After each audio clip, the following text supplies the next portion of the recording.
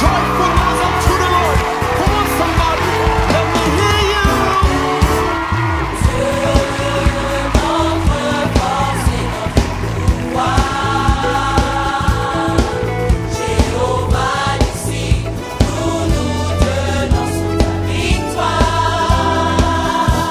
Au roi des rois,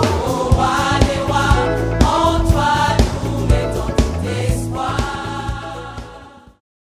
Et la prophétie par excellence, c'est la parole de Dieu. Alléluia. La prophétie par excellence, elle est facile. Elle correspond à parler aux ossements desséchés, à la situation qui semble difficile. Toi-même, tu parles avec la parole de Dieu et l'Esprit de Dieu.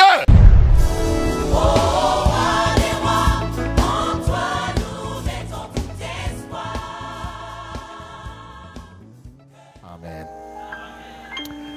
Amen. Je vous salue encore une fois dans le nom précieux de Jésus notre Seigneur. Amen. Est-ce que vous êtes dans la joie?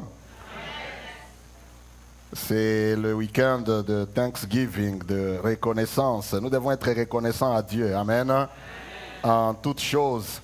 Même si les choses ne sont pas telles que peut-être tu les attendais ou tu voudrais qu'elles soient. Mais bénis quand même le Seigneur. Amen.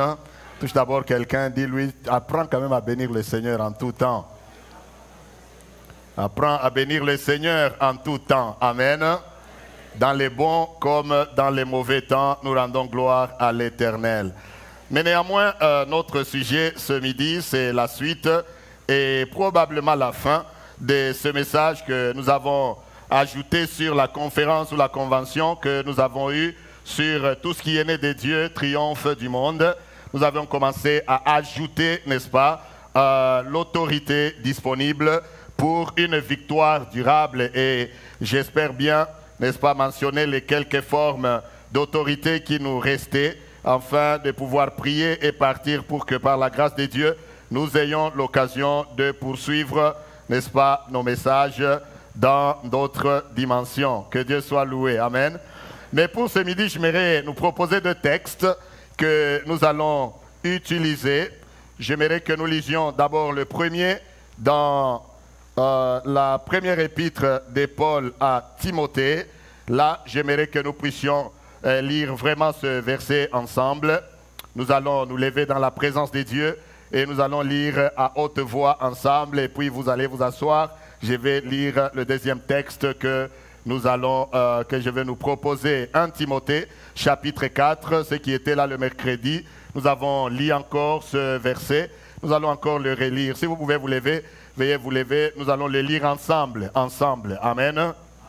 Nous les lisons ensemble. Donc, 1 Timothée 4, le verset 10 et 11.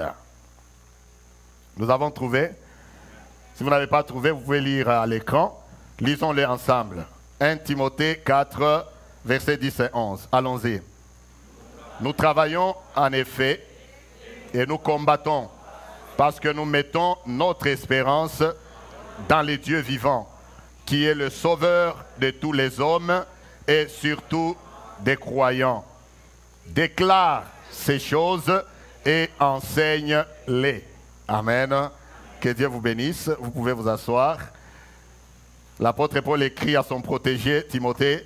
Il lui dit, nous travaillons en effet et nous combattons parce que nous mettons notre espérance dans les dieux vivants, qui est le sauveur de tous les hommes, surtout des croyants. Déclare ces choses et enseigne-les. Amen. J'aimerais aussi que nous lisions, je vais lire dans l'évangile selon Luc, Luc au chapitre 7, je vais lire à partir du verset 11, il y a là une histoire merveilleuse qui n'est pas une parabole, mais qui est une histoire réelle et véritable. Amen. Luc 7, à partir du verset 11. Le jour suivant, Jésus alla dans une ville appelée Naïn. Ses disciples et une grande foule faisaient route avec lui. Lorsqu'il fut près de la porte de la ville, voici on portait en terre un mort, fils unique de sa mère, qui était veuve. Et il y avait avec elle beaucoup de gens de la ville. Le Seigneur, l'ayant vue, fut ému de compassion pour elle et lui dit, ne pleure pas. Il s'approcha et toucha le cercueil. Amen. Il s'approcha et toucha le cercueil. Ceux qui le portaient s'arrêtèrent. Il dit, jeune homme, je te l'ai dit, lève-toi. Et le mort s'assit et s'est mis à parler. Jésus le rendit à sa mère. Gloire au Seigneur. Tous furent saisis de crainte et ils glorifiaient Dieu, disant, un grand prophète apparut parmi nous. Et Dieu a visité son peuple. Cette parole sur Jésus se répandit dans toute la Judée et dans tout le pays d'alentour. Amen. Dans toute la Judée et dans tout le pays d'alentour. Je disais le mercredi passé et les jours avant, je pense, je disais que l'autorité, nous parlions des différentes sortes d'autorité et ayant lu le verset que nous venions de lire dans 1 Timothée, j'ai dit en ajoutant à cela que quand vous lisez ces versets, vous avez comme l'impression, et c'est réellement la meilleure impression qui ressort de ces versets-là, que Paul souligne deux faits. C'est comme si, selon Paul, la vie chrétienne se résume à ces deux grandes actions. Lorsqu'il dit, nous travaillons et nous combattons. Amen. Il dit, nous travaillons et nous combattons. Je disais la fois dernière que la vie chrétienne, en réalité, elle se résume dans ces deux actions. Nous travaillons et nous combattons. Dis d'abord à quelqu'un à côté de toi, nous travaillons et nous combattons. C'est exactement ce que fit Néhémie. Ce que fit Néhémie dans le passé, lorsque Néhémie devrait bâtir la muraille de Jérusalem, eh bien, c'était un travail mené de combat. Alléluia. C'était un travail mêlé de combats et c'est depuis tous les temps anciens jusqu'à présent. J'aimerais souligner ce fait, bien-aimés frères et sœurs, que la vie chrétienne se résume en ces deux faits. Nous travaillons et nous combattons. Il faut le travail, n'est-ce pas? Travailler pour Dieu, bien sûr, que j'utilise dans ces contextes. Nous servons Dieu. Nous devons servir Dieu. Si tu ne le sers pas encore, pense-y. Quelqu'un dit Amen. Si tu ne sers pas encore Dieu, pense-y parce que Dieu t'a donné des talents pour que tu les serves, afin qu'à la fin, lorsque nous irons là où nous n'allons plus travailler, lorsque nous irons au ciel, combien croient que nous irons au ciel? Amen. Oui, lorsque nous irons au ciel, lorsque le Seigneur reviendra, que ça soit le temps de récompense. Alléluia. Que tu sois récompensé effectivement sur base de ce que tu auras fait. Et non seulement nous travaillons, mais il dit que nous combattons. Nous combattons parce que dans ce monde où nous vivons, nous sommes entourés des ennemis de gauche et de droite, de partout. Des ennemis de dedans et des ennemis de dehors. C'est ça également qui ressort de l'histoire de Néhémie que je nous épargne. Dieu voulant, nous reviendrons dans cela dans les jours à venir. Néhémie, quand il combat, même Esdras, Néhémie a reçu pour mission de bâtir la muraille. Esdras a reçu pour mission de venir rebâtir le temple. Amen. Dans tous les cas, ils ont travaillé et ils ont combattu. Ils ont combattu parce qu'il y avait les ennemis de dedans et il y avait les ennemis de dehors. C'est l'illustration de la vie chrétienne de tout un chacun. Quelqu'un dit Amen. Nous avons l'ennemi au dedans et nous avons l'ennemi au dehors. L'ennemi peut être au dedans de toi-même, s'opposant à ce que tu serves Dieu, tu dois les combattre. Quelqu'un dit Amen. Tu dois les combattre et l'ennemi peut aussi être en dehors ou dans les milieux où tu vis toi-même.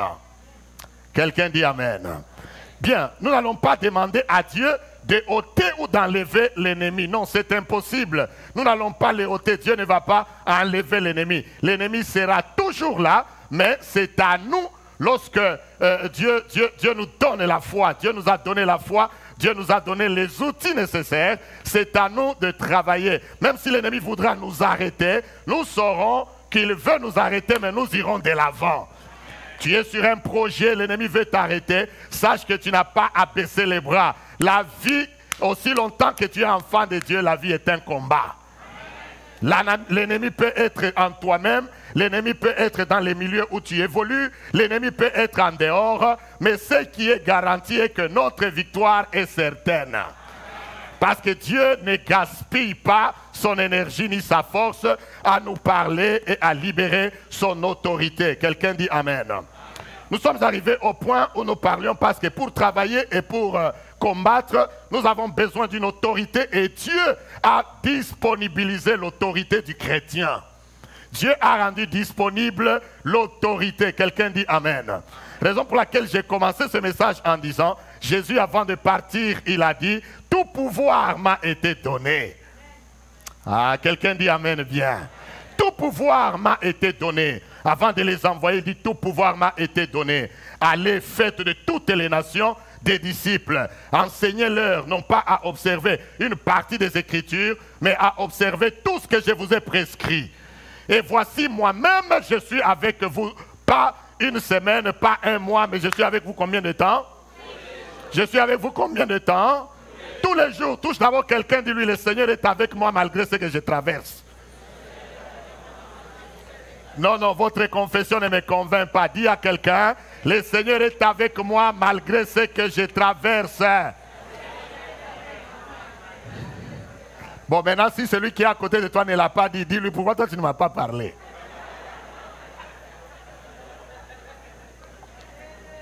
Amen. Le Seigneur est avec moi malgré ce que je traverse. Nous travaillons et nous combattons. Amen. Nous travaillons et nous combattons. La garantie est que le Seigneur a mis disponible l'autorité. La dernière fois, je m'arrêtais sur le 6e point, sur l'autorité sur tout nom. C'est par là que j'aimerais encore reprendre avant de continuer. L'autorité sur tout nom. Nous avons trouvé cela, n'est-ce pas, dans Éphésiens 1, versets 15 à 23. Autorité sur tout nom. Je disais que Dieu a pris des dispositions de manière à ce que, parce qu'on peut nous projeter ce verset rapidement, s'il vous plaît. Juste le verset, je pense que c'était 20 et 21. Oui, 21 et 22, rapidement. Je vais nous souligner quelque chose avant d'avancer. Eh bien, juste 21 et 22, voilà. 21 et 22, n'est-ce pas? C'est ça? Au-dessus de toute domination, de toute autorité, de toute puissance, de toute dignité et de tout nom. Oh, quelqu'un dit Amen. Et de tout nom qui se peut nommer, non seulement dans le siècle présent, mais encore dans le siècle à venir. Je disais, vous voyez, le Seigneur, et il l'a donné, il a tout mis sous ses pieds, et il l'a donné pour chef suprême à qui? À l'Église. Pour dire, hein, le Seigneur a pris des dispositions. Il a parlé des autorités. Il a parlé de domination. Et à la fin, il indique, il dit même de tout nom. Pour dire que s'il y a des noms que l'on n'a pas mentionnés dans les Écritures, qui reviendra peut-être sous une forme quelconque à la fin des temps, mais ce nom-là qui sortira sera déjà sous nos pieds. C'est une disposition que le Seigneur, même si aujourd'hui on invente une forme d'action démoniaque, c'est la disposition déjà prise. Nous avons autorité sur tout nom. Oh, quelqu'un dit Amen. Amen. Dis d'abord tout nom. Sur tout nom, qu'on le nomme, quel qu'il soit, le nom de Jésus est toujours supérieur sur tous les noms qu'on peut nommer dans le ciel et sur la terre et sous la terre. Et non seulement dans le siècle passé, mais même dans le siècle présent et même dans le siècle à venir. Nommez-le, nous sommes au-dessus de lui.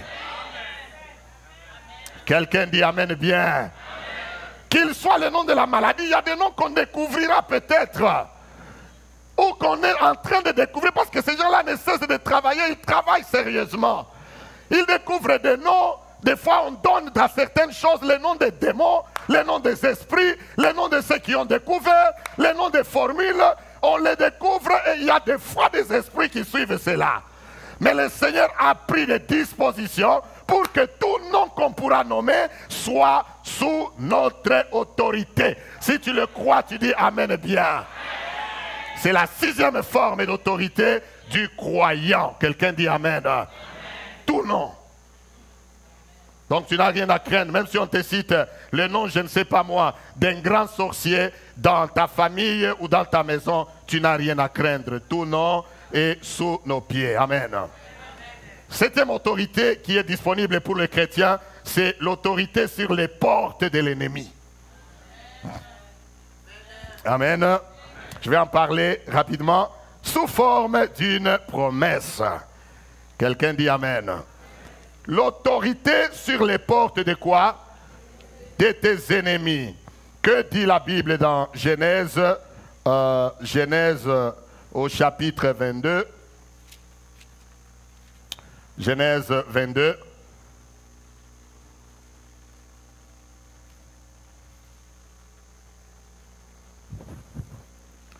Où sommes-nous? Genèse 22, verset 17.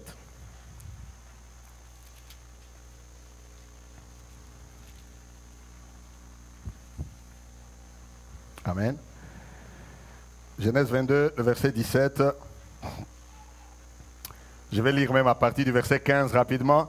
L'ange de l'Éternel appela une seconde fois Abraham des cieux et dit, je le jure par moi-même, parole de l'Éternel.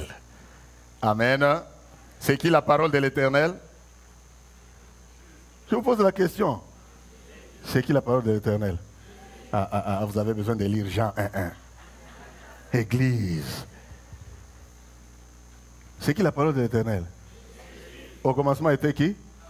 La parole était avec qui? Et la parole était qui? Amen. Et la parole c'est qui? Ok, mettons-le dans une autre forme. La parole c'est qui? C'est Jésus. Jésus est la parole de Dieu. Comment vous hésitez en donnant une telle réponse? Maintenant, écoutez ce qu'il dit ici. Il dit, je te bénirai. Je le jure par moi-même. Parole de l'Éternel.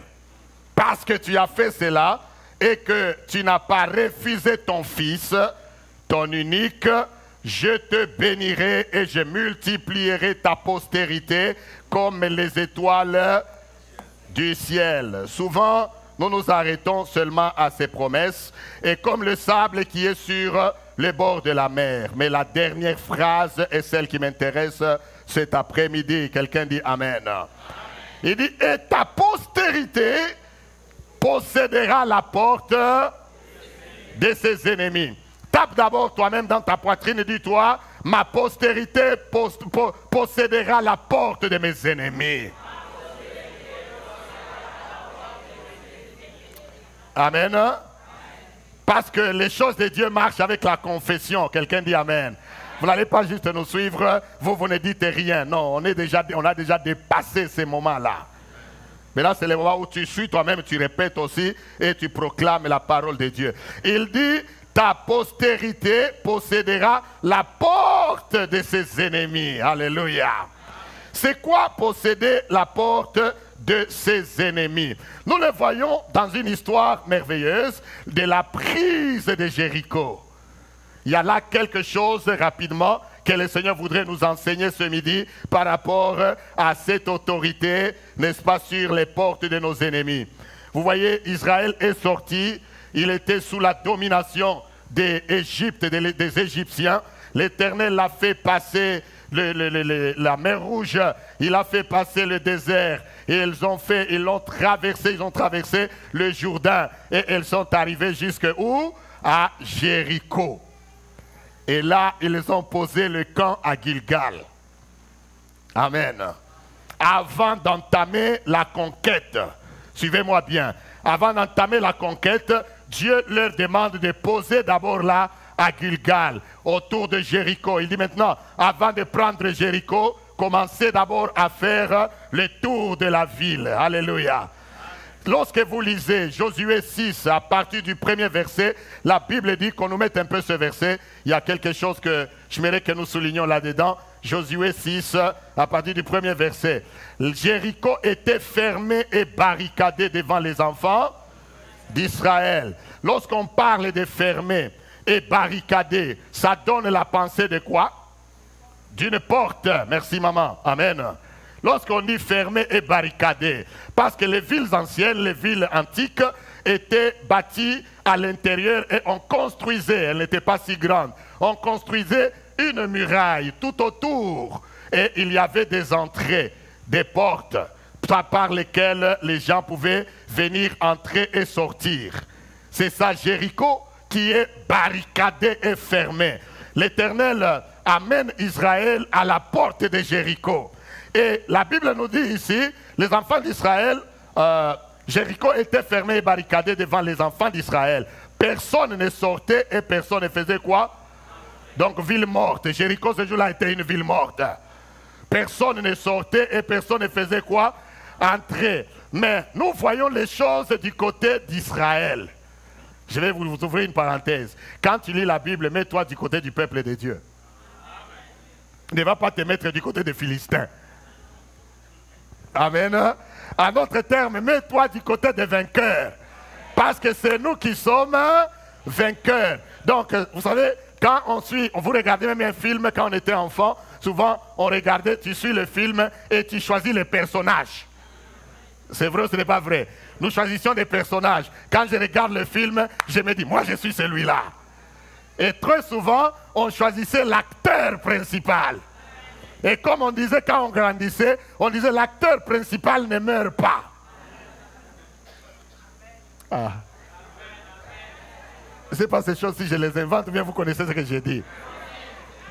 Toi, tu ne vas pas aller choisir celui qu'on va tuer. Nous, quand on grandissait dans nos milieux, on disait même en Swahili, on dit « Mwenye film à Koufouake ». Amen. Ça veut dire l'acteur principal ne fait pas quoi? Ne meurt pas. Donc, ici dans la Bible, il y a un acteur principal. Dans l'Ancien Testament, tu choisis celui qui est l'acteur principal, Israël. Et dans le Nouveau Testament, tu choisis celui qui est l'acteur principal, le Seigneur lui-même. Et les disciples. Parce que là, même si les choses commencent à sembler comme difficiles et compliquées, mais nous savons que la sortie sera toujours merveilleuse. Quelqu'un dit Amen. Israël se présente devant Jéricho, les portes sont fermées, les portes sont barricadées. Personne n'entre, personne ne sort. Alléluia. Mais ils ont une promesse. Ils ont une promesse. Dieu a déjà dit que ta postérité possédera les portes de qui? De tes ennemis. Bien-aimé, c'est une autorité, une forme d'autorité sous forme de promesse. Quelqu'un dit Amen. Qu'est-ce que cela nous enseigne? Dans la vie chrétienne, parce que nous travaillons et nous combattons, dans la vie chrétienne, il n'y a pas que des moments où nous devons réagir lorsque nous sommes attaqués. Vous n'avez pas saisi. Dans la vie chrétienne, dans ta vie, il n'y a pas que des moments où tu dois réagir parce que tu dois attaquer. Ou parce que tu es attaqué plutôt. Vous comprenez ce que je veux dire?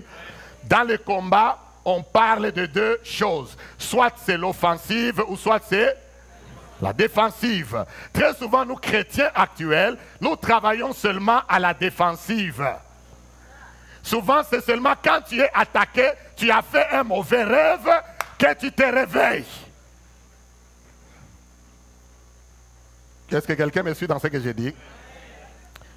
Mais la pensée de Dieu qui ressort de cette promesse est qu'il y a des moments où tu ne dois pas attendre que l'ennemi t'attaque pour que tu réagisses. Il y a des moments où tu dois prévenir l'attaque de l'ennemi. Oh, quelqu'un dit Amen. Il y a une autorité qui vient lorsque tu as prévu déjà que je risque d'être attaqué, je prends déjà les devants.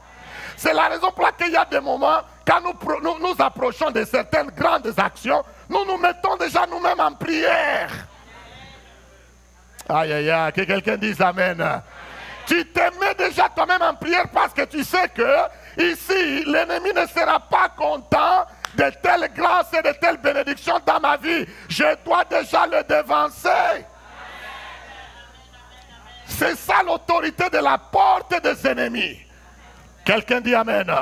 En d'autres termes, si par exemple tu as des affaires, tu veux faire les affaires, ou tu veux te marier, bien aimé, avant la date de ton mariage, ou pendant que tu prévois de te marier, prends le temps de chercher la face de Dieu, pour que l'ennemi ne puisse pas te prendre la surprise. Raison pour laquelle nous avons affaire à des chrétiens qui mènent une vie pas de victoire, parce qu'ils sont tout le temps à la défensive et non à l'offensive. Oh, est-ce que quelqu'un reçoit le message? Est-ce que vous me comprenez?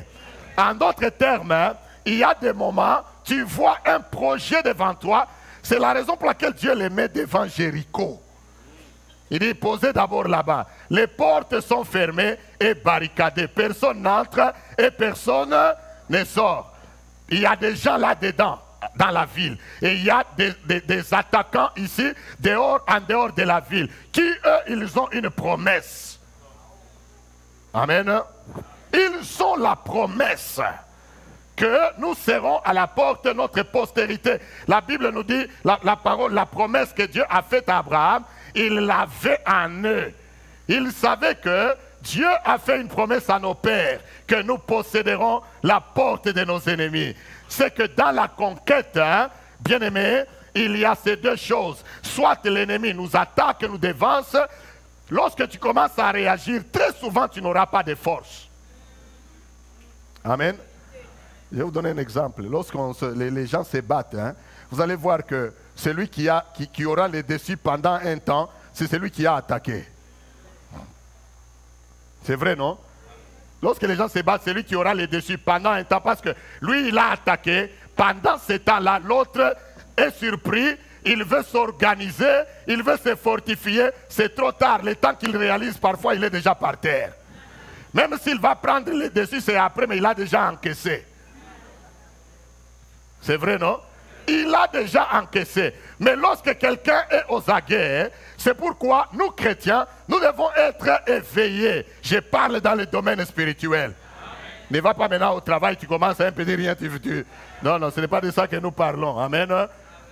Nous, chrétiens, nous ne devons pas être pris au dépourvu. Quelqu'un dit Amen. Amen. Nous sommes appelés à être prêts en tout et partout jusqu'au retour de notre Seigneur Jésus-Christ. Pour que cela ne nous prenne pas à surprise.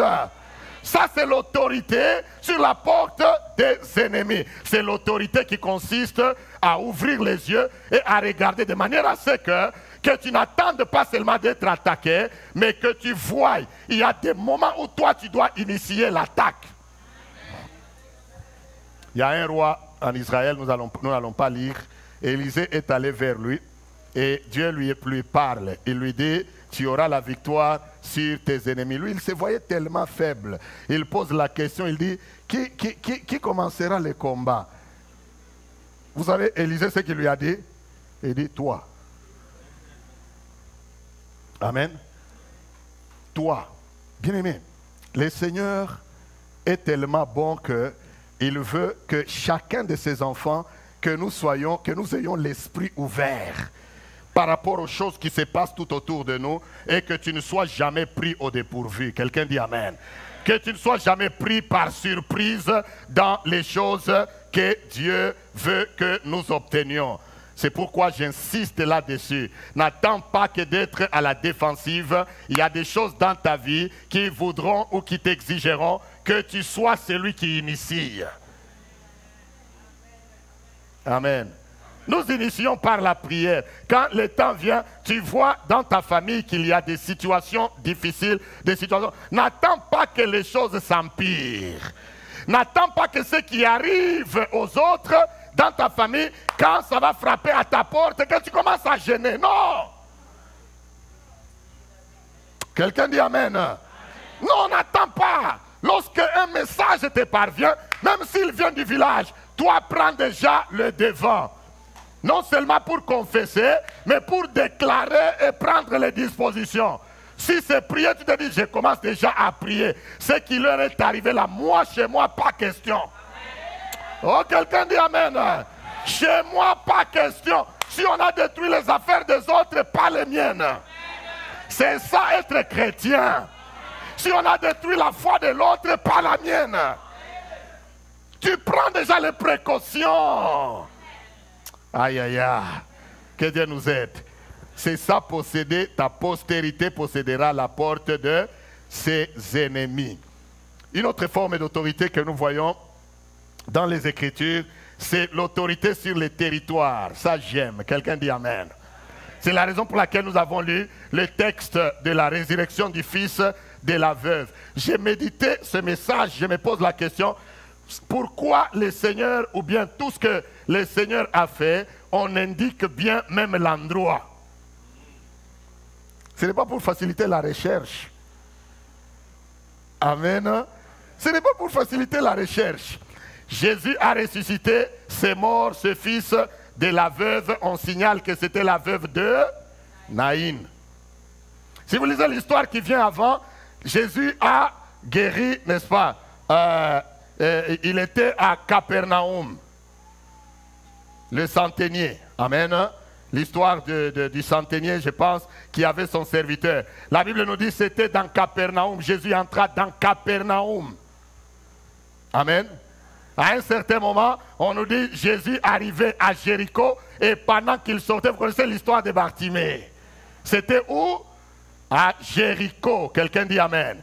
Ailleurs encore, on parle que Jésus a guéri, il a délivré le démoniaque de Gadara.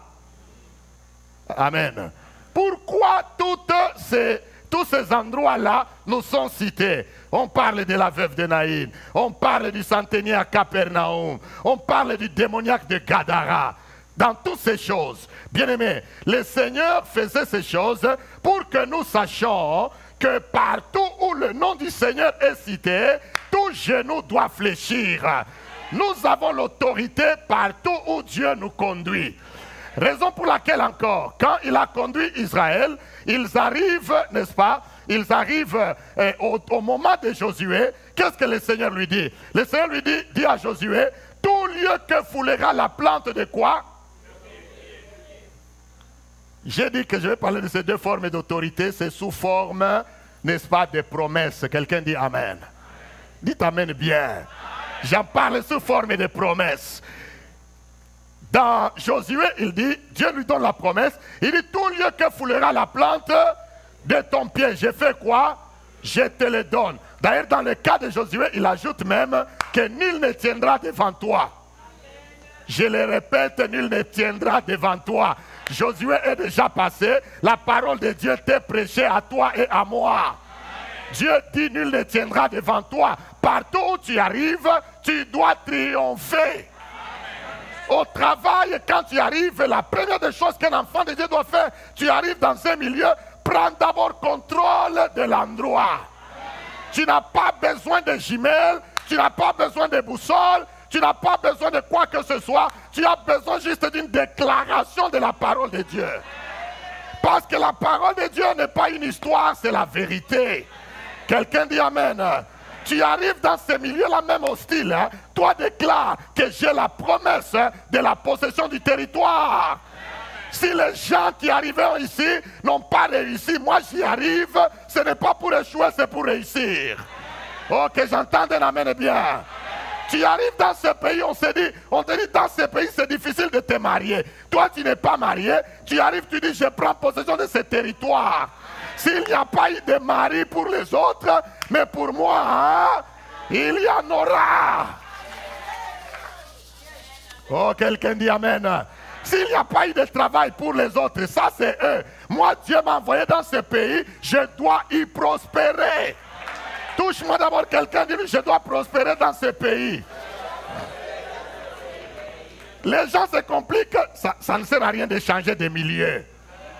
Si tu n'as pas cette promesse, hein, tu peux être à Toronto, tu penses que non, c'est à Toronto que les autres peuvent sauter.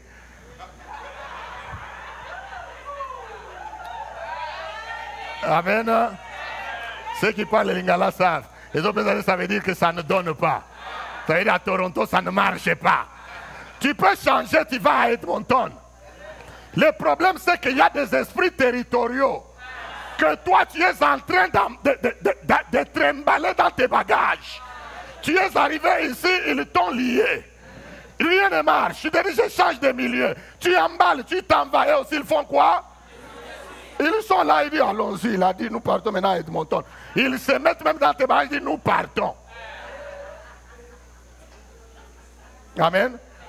Ils disent, nous partons. Tu arrives là-bas, ils ferment ici, ils te font semblant d'un petit travail par-ci, par-là. Mais en réalité, rien n'a changé. Amen. Le problème, c'est le tout lieu que foulera la plante de ton pied. As-tu fait cette déclaration dans ta vie? As-tu fait cette déclaration en arrivant à ton travail? As-tu fait cette déclaration en entrant dans ta nouvelle maison? As-tu fait cette déclaration en commençant ce projet-là? Quelqu'un dit Amen. Tout lieu que foulera la plante de ton pied, je te fais quoi? Même sous une forme d'image, tu entres dans ton mariage, prends possession de ce mariage-là. Oh, quelqu'un dit Amen. Prends possession de ce mariage, prends ton mari ou ta femme comme ton territoire. Aïe, aïe, aïe, aïe, aïe, aïe, aïe. Ma femme, c'est mon territoire. Amen. Je suis le territoire de ma femme. Oh, se chercher à me prendre, tu ne la verras pas douce comme elle est là. Là, elle va sortir ses griffes. Là, elle va dire, attention, là, tu es sur mon territoire. Hey, quelqu'un dit Amen. Là, tu es sur mon territoire. Même moi. Attention. Amen. Même moi. Si tu oses, là je vais dire, frère, attention, là tu es en train d'aller sur mon territoire. Là je vais mettre l'onction de côté. Je vais régler la chose. Aïe, aïe, aïe, aïe, aïe, aïe, aïe. Parce que j'ai déjà pris possession du territoire. C'est une autorité que Dieu a donnée à ses enfants. Ce qui est à toi est... Amen. La même chose avec le travail. Dieu t'a donné un boulot. Prends possession de ce boulot-là. Il est à toi. Si on veut te limoger, surtout si c'est méchamment, tu te dis, sauf si mon Dieu dans le ciel est mort. Sinon, le Dieu qui m'a mis ici, il va m'y garder, personne ne va me limoger. Tu prends possession de ce territoire. Amen. C'est pour nous permettre de ne pas mener une vie, une vie de tristesse, où tu partirais à l'église, ça marche, tu pars dehors, tout tombe, tout ce qu'on t'a nourri, ça tombe. Non, c'est pourquoi Dieu m'a donné une piqûre spéciale aujourd'hui. Tu as l'autorité sur le territoire. Tout lieu que foulera la plante de ton pied, tu dois y prospérer. Lève d'abord ta main, dis-toi, je dois prospérer à Toronto. Porte, ouvrez-vous pour moi ici à Toronto.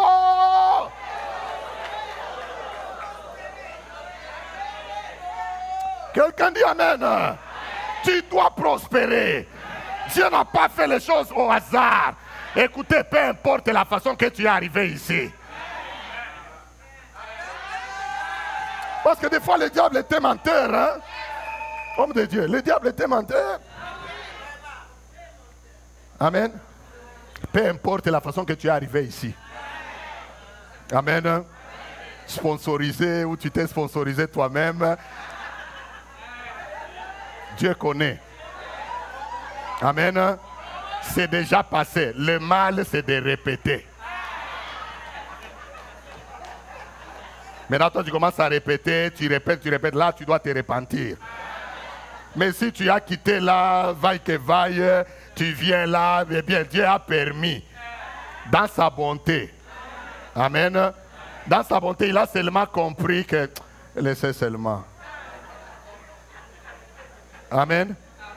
Tu es là, bénis le Seigneur. Mais prends possession. C'est ça le point. Amen. Que le diable ne vienne pas commencer à te dire, mais toi, tu sais comment, tu sais quand tu es à toi. Non, non. Et toi quoi? C'est la grâce. Amen. Piqûre spéciale. Autorité sur le territoire.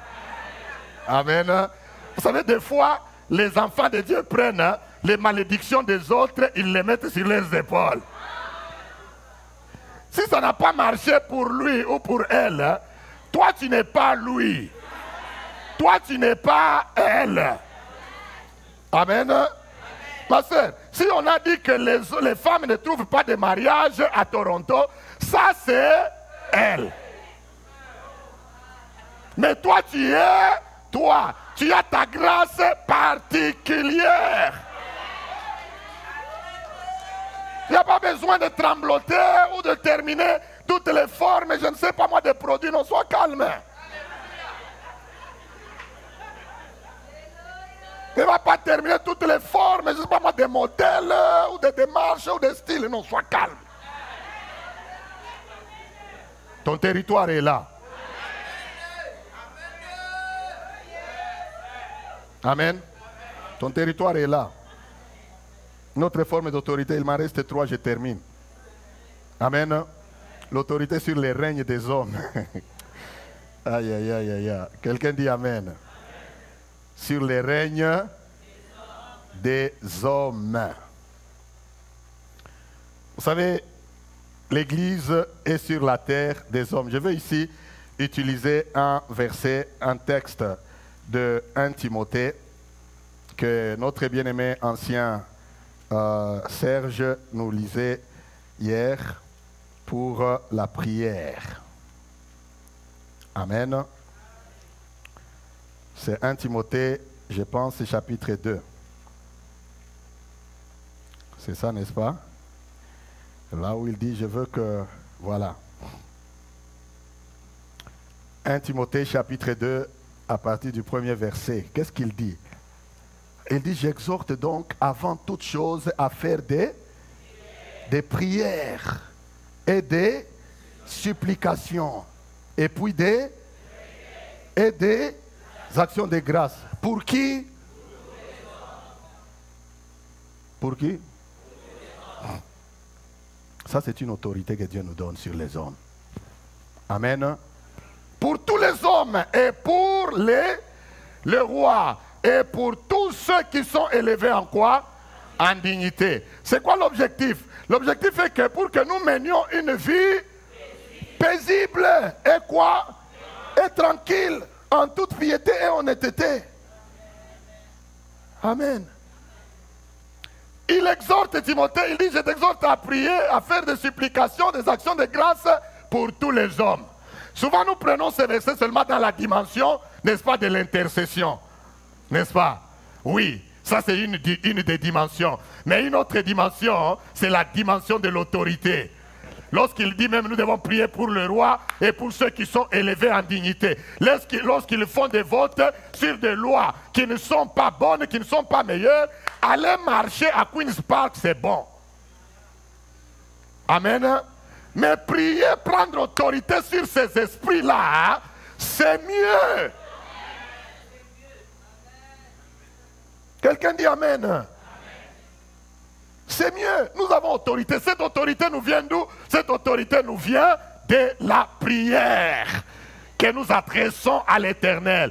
Ça veut dire que lorsqu'un homme nous regarde et nous dépasse, nous le regardons, il nous dépasse en taille, il nous dépasse en décision, mais nous savons, je peux paraître un homme simple, sans puissance et sans force, mais ma force et ma puissance se trouvent à genoux.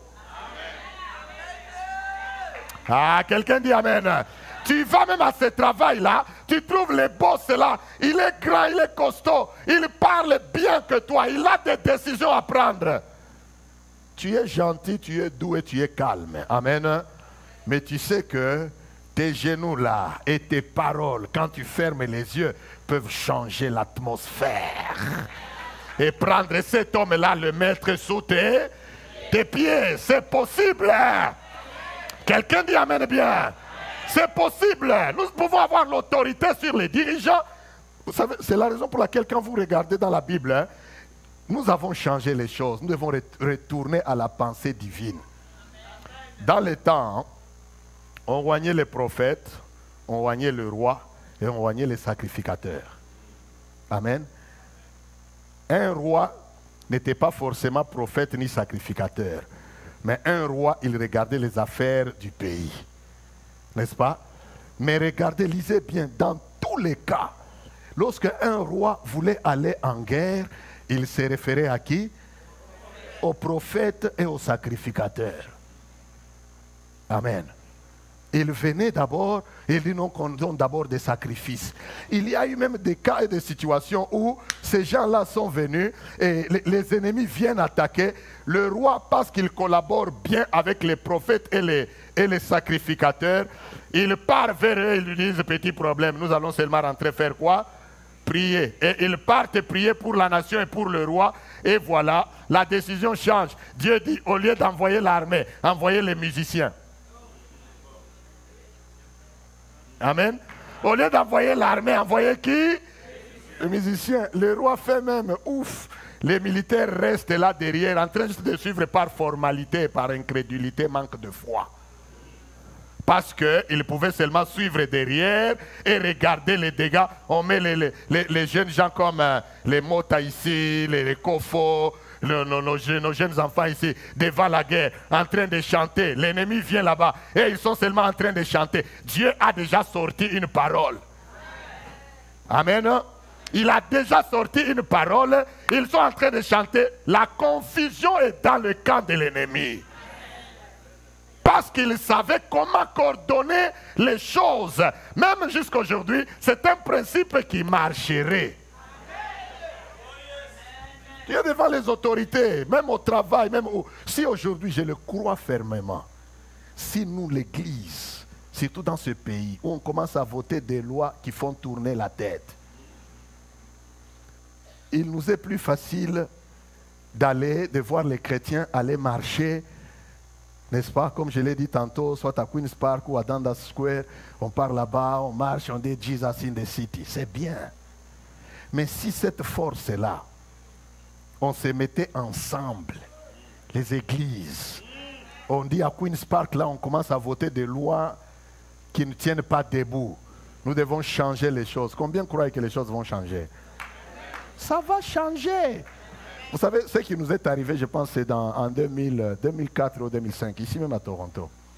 J'étais aux études à Canada Christian College ici. Vous savez ce qui est arrivé?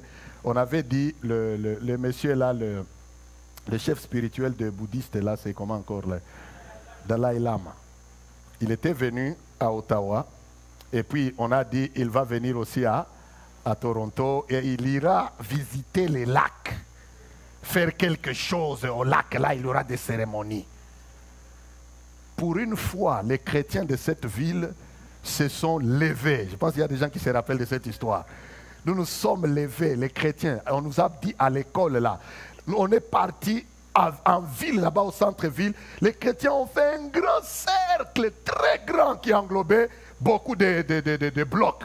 En se tenant la main en disant il ne va pas mettre son pied ici. Et vous savez quoi? Il n'est pas venu. Il n'est pas venu, on change tout simplement que non. Il a accueilli quelque chose, on l'a rappelé, c'est chez lui. Et il est parti. Victoire ou pas victoire? Victoire, la même chose. Ça, c'est l'autorité sur les hommes. Qu'aucun homme ne t'intimide, toi, enfant de Dieu. Si quelque chose t'arrive à travers un homme, ça veut dire rien ne peut nous arriver si Dieu ne l'a pas permis. Ou tu n'as pas pris le temps de faire l'offensive, tu as attendu la défensive. Ou tu n'as pas saisi, n'est-ce pas, la portée du message biblique que tu as l'autorité sur les hommes, quels qu'ils soient. Amen. Deux dernières autorités et je termine. Amen. L'autre, c'est la 10e déjà, si vous notez, c'est la 10e autorité, parce que j'ai bien numéroté ça. L'autorité sur toute pensée. Là, dans ces derniers, je vais toucher juste d'un peu de mots à ce que, à nous, ce qu'il y a en nous, et puis je vais m'arrêter. Que quelqu'un dise d'abord toute pensée. Est-ce qu'on peut nous donner 2 Corinthiens 10, 3, 4 et 5? Je vais terminer. Dans 4 et 5 minutes, je termine, nous prions. Regardez ce que l'apôtre Paul écrit ici, autorité sur toute pensée. Il dit, si nous marchons dans la chair, nous ne faisons pas quoi? Nous ne combattons pas selon la chair. Car les armes avec lesquelles nous combattons sont comment? Ne sont pas charnelles, mais elles sont puissantes par la vertu de Dieu. Pour faire quoi? Pour renverser quoi? Des forteresses. Et il dit, nous renversons les raisonnements et toute hauteur qui s'élève contre la connaissance de Dieu. Et nous faisons quoi? Lisez plus fort. Nous faisons quoi?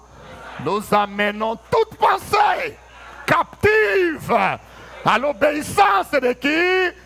De Christ. Qu'elle soit à moi-même, qu'elle soit en quelqu'un d'autre, j'ai l'autorité de ramener toute pensée captive à l'obéissance de Jésus-Christ. Ça veut dire que j'ai la capacité, tu as la capacité d'aligner même la pensée de quelqu'un. Si elle a une pensée mauvaise contre ta vie, toi tu l'alignes à la pensée de Christ pour toi. Quelqu'un dit Amen. Il dit, je connais le projet que j'ai formé pour vous, projet de paix et non de malheur. Si quelqu'un me veut le malheur, moi je ramène sa pensée, que le malheur qu'il me veut la change en bonheur. Quel héritage le Seigneur a donné aux chrétiens. Amen. Donc si tu es là, tu es en train de penser de mauvaises choses, que je les chasse, que je les sache ou pas, j'ai la capacité d'aligner les pensées. Par même une prière dans le cœur ou par la parole de ma bouche. Vous savez, il y a des moments où tu arrives à un endroit, la façon que quelqu'un te regarde, il te regarde de manière à t'intimider. À dire celui-ci aussi, qu'est-ce qu'il est venu faire ici? Tu sens que non, ici, on ne m'aime pas. J'ai fait une prière. Amen. Fais une prière. Tu fais une prière, je ramène toute pensée. C'est comme ça que vous voyez quelqu'un qui avait de mauvaises pensées, qui ne t'aimait pas. Après, il va témoigner. Tu sais, quand tu étais venu dans ce travail, je ne t'aimais pas. Je voulais qu'on te chasse. Amen. Mais toi, tu as prié, peut-être tu as fait une simple prière. Seigneur, je suis dans ce travail, c'est toi qui m'as mis ici. Permets que les choses marchent comme toi tu veux que ça marche. Tu vas voir. Leurs pensées là, mauvaises, toi tu les ramènes captives. Donc ils pensaient te tuer, ils pensaient t'exterminer, ils pensaient te faire du mal. Il se retrouve que leurs pensées deviennent impuissantes, incapables d'accomplir les mauvais desseins. Ça c'est l'héritage des enfants de Dieu. Tu ne vas pas, Dieu n'a pas fait que tu ailles, que tu deviennes victime des pensées de quelqu'un qui dort dans les fétiches, qui dort chez les marabouts. Et toi, enfant de Dieu, tu es là, tu loues le Seigneur, tu l'adores, tu donnes des offrandes, tu le sers. Que toi, tu ailles être victime de quelqu'un, des marabouts. Dis d'abord toi-même vraiment. Même Dieu lui-même. Alors c'est pourquoi il a libéré l'autorité de ramener les pensées captives à l'obéissance de Christ, à ce que Christ a destiné à ta vie. La dernière autorité, celle-ci j'aime, mais je ne vais pas parler beaucoup là-dessus, c'est l'autorité sur la langue.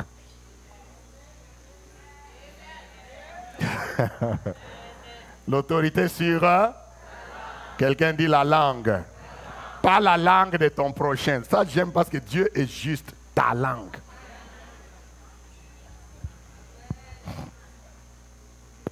Amen. Ta langue. Tu dois dompter ta langue. La Bible dit la vie et la mort sont au pouvoir de quoi? De la langue. Qu'est-ce qui sort de ta bouche? Frère, tu as la capacité de te maîtriser. De ne pas dire n'importe quoi. Ma soeur, tu as la capacité de contrôler ta langue. Beaucoup de gens sont tombés dans des problèmes seulement à cause de quoi? De la langue. Jacques nous dit c'est un petit instrument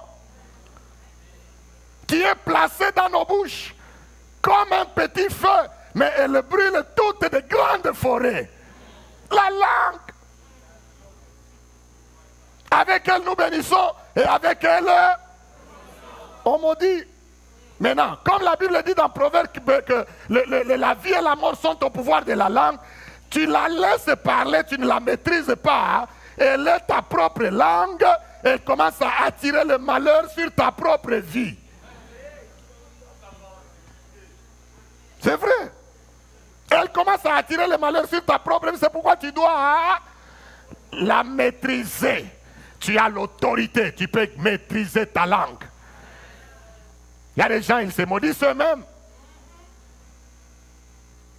Quand un petit problème arrive, nous sommes morts.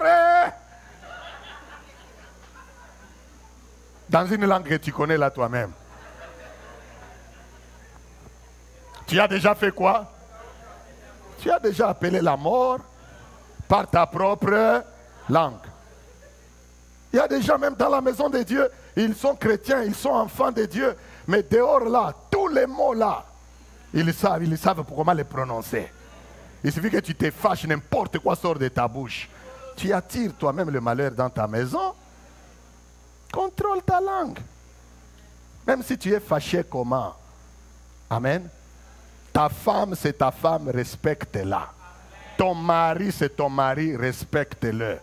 Les enfants sont les enfants, respectez-les, honorez-les, ils vous respecteront. Maîtrise ta langue. Devant les chefs, ne pas parce qu'il m'a fait fâcher, tu dis n'importe, on va te chasser du travail, frère. Et puis tu vas venir que non, ça c'est le diable, ce n'est pas le diable, c'est toi qui n'as pas eu l'autorité sur ta langue. Tu vas nous mettre à faire prier. Nous prions. Dieu dit, il n'a pas eu autorité sur ta langue. Va, parle-lui. Mais on lui donne d'abord, si c'est 3 mois ou 6 mois, sans travail. Vous savez, Dieu lui-même, des fois, il y a des moments, Dieu lui-même suspend les gens. Mieux vaut être suspendu par l'église, mais pas par Dieu. Quand Dieu lui-même regarde que maintenant, toi, là, ta langue, trop, c'est trop. Comme un homme prêchait ici, il dit, il y a des moments, Dieu met certaines personnes dans mute. Amen. Que Dieu nous aide. L'autorité sur les pensées, l'autorité sur la langue, ça nous concerne vraiment nous-mêmes. Nous avons la capacité de contrôler les pensées. Nous avons la capacité de contrôler notre langue. Que Dieu bénisse sa parole. Amen. Make a joyful